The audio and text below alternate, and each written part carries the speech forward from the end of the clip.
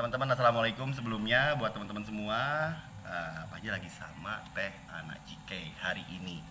Dan ini momennya kunjungan silaturahmi antara kakak dan adik karena beliau adalah saudara saya. Udah lama banget kenalnya, dan kalau kalian pikir Teh Ana datang ke sini karena sesuatu hal yang berhubungan dengan Black House, pasti karena Black House itu adalah rumahnya Teh Ana juga dari dulu. Dari sebelum viralnya Garaga, setelah viralnya Garaga, dan ya Teh Ana selalu ada datang. Karena posisinya beliau saudara saya. Bahkan waktu Aufa disunatkan juga hajat, Teh Ana juga datang, ada sebagai keluarga yang datang berkunjung ke Black House. Tadi itu sore waktu Teh Ana datang itu sempat ketemu sama rombongannya Mbah Mijan sebelum pulang. Nah, kemarin kan Mbak Mijan kan sempat kunjungan nih Teh. Iya. Ke sini, sempat kunjungan ke sini untuk melakukan pembuktian karena beliau itu di channel YouTube-nya itu ada playlist pembuktian area. Nah, aku juga mau cerita dulu nih, Teh Ana ini kakakku juga punya channel YouTube namanya Ana Cike. Cike. Jadi teman-teman bisa subscribe di sini di channel YouTube-nya. Nah, buat teman-teman, saya agak dekat sedikit karena tiba-tiba di jam setengah 11 malam ini adalah waktu di mana Black House itu biasanya bereaksi dengan orang luar yang rumah ini rasa tidak kenal kayak secara, kemarin. Kayak kemarin waktu motor pribadi Mbak Mijan ke sini juga parah banget Teh. Oh ya? Kacau. Di jam yang sama, di waktu yang sama, di jam segini, parah. Parahnya tuh ya maksudnya kan yang namanya makhluk tak kasat mata ini juga ada reaksi dan interaksi ya. Nah ini juga mau dipercaya atau enggak juga hitungannya ya kita yang alami di sini. Betul. Gitu ya Teh ya. Dan itu banyak di antara teman-teman yang emang hadir malam kemarin itu ngerasain hal yang emang beda banget dari suasana rumah ini. Tapi sekarang hari ini ketika Teh Ana sama Panji di sini duduk berdua, kayaknya nggak ada yang berarti deh dari ini rumah gitu, dari mulai apanya, auranya apa segala macam kayak normal gitu. Alhamdulillah tadi merasa sejuk loh Iya di kan, sini. Teh?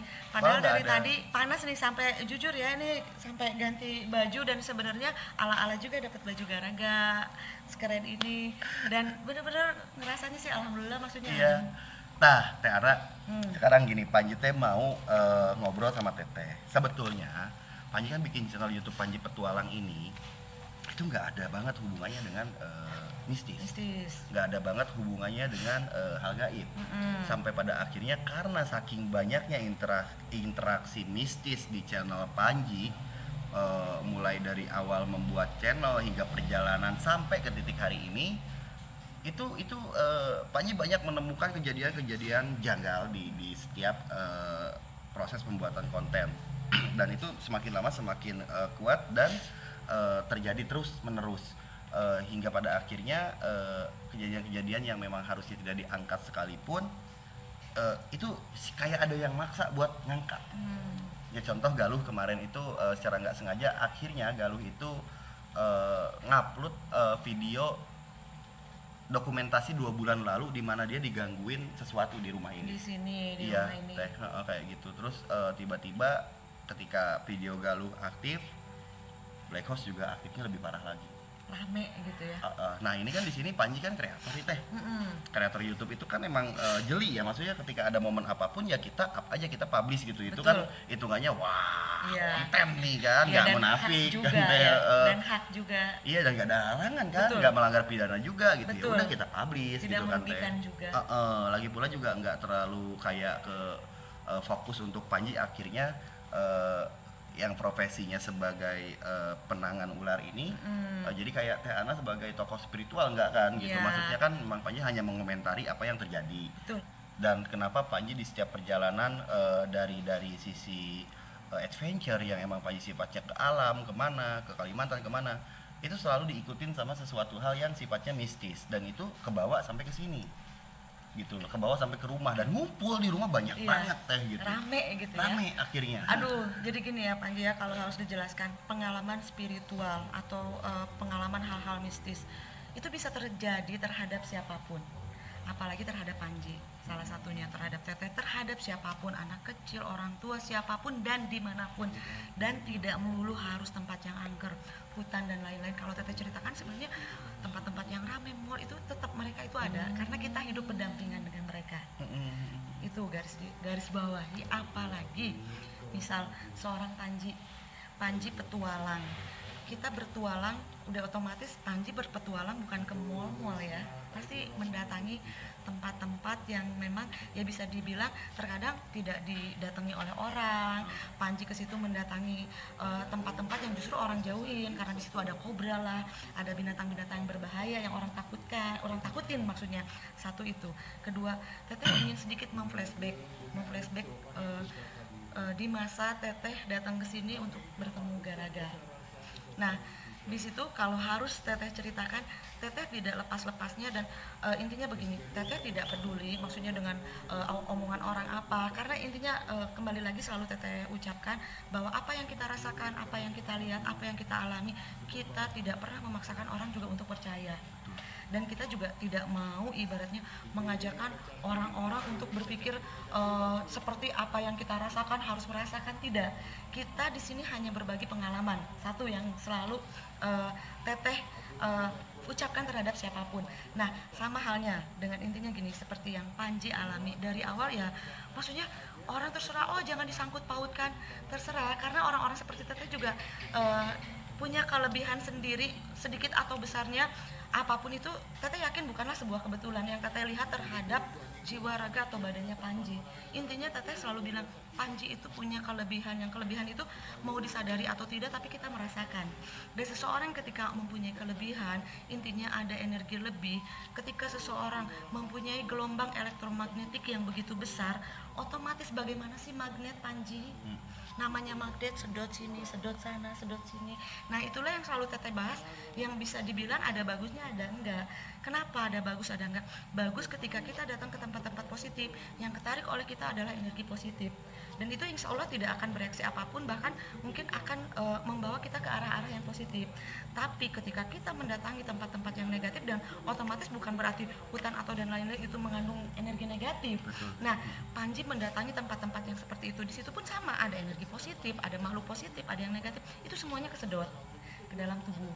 Itu dulu Teteh pernah bahas. Kalau Panji masih ingat. Dan 2020 sepertinya mungkin energi Panji tuh makin kuat. Karena apa? Tergesek. Gimana sih pisau keasah? Makin tajam. Kok Teh bisa keasah ya Panji datang ke tempat seperti itu? Makin lama makin peka.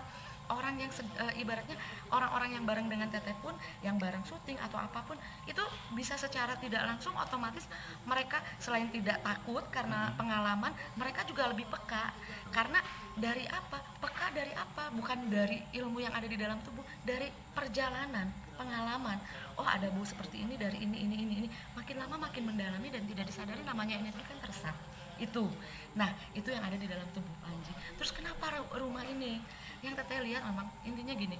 Dulu memang Teteh sebelum jadi ini ya datang ke sini, tapi Teteh juga udah merasakan kok ada energi lebih, tapi positif, sangat positif energinya. Maksudnya tidak ada hal-hal yang negatif. Terus kenapa sekarang menjadi seperti ini?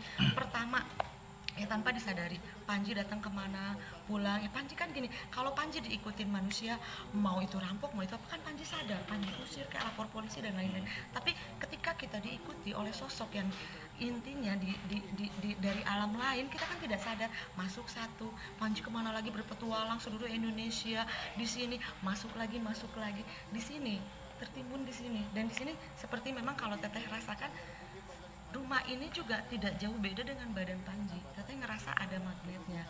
Tapi jujur, tidak semuanya negatif.